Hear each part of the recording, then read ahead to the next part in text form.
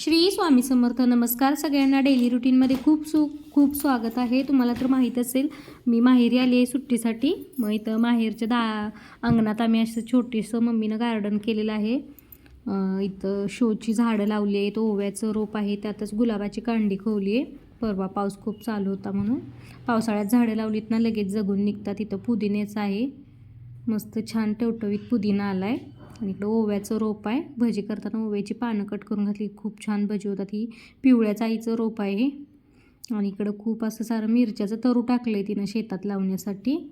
छान मस्त मिरच्याचं तरू आलं आहे. इकडं कोरफड आहे, कोरफड पण खूप छान आली आहे. इकडं शोचं याला व्हाईट कलरच्या फुलाची कांडी येते, मस्त व्हाईट कलरची फुलं लागतात याला. दिसताना ते कर्दळीसारखं दिसतं पण त्याला छान फुलं लागतात शोची. हा जांभळ्या कलरचा गोकर्णचा वेल आहे, हा गवतीचा आहे इथं.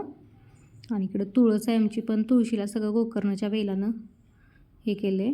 मग इकडं पण कोरफडीचा आहे आणि इकडं झेंडू आहे. आणि हा व्हाईट कलरचा गोकर्ण आहे, व्हाईट कलरचा जांभळ्या कलरचा, अशी दोन प्रकारची गोकर्णाची वेल आहे दारात मस्तपैकी.